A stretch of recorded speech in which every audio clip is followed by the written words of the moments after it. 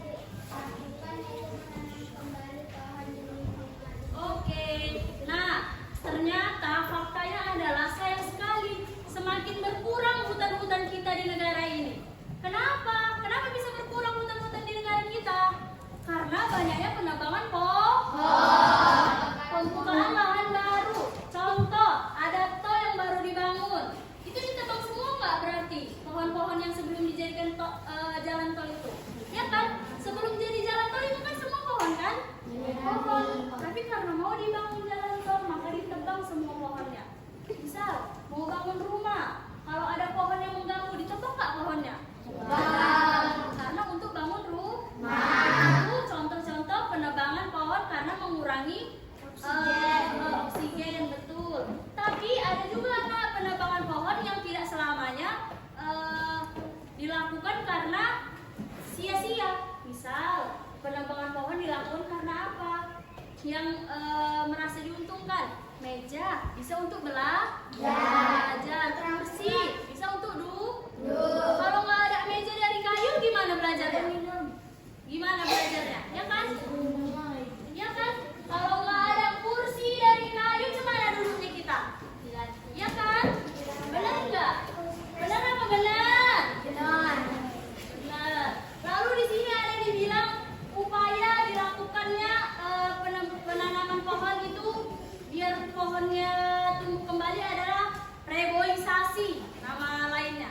Apa itu reboisasi?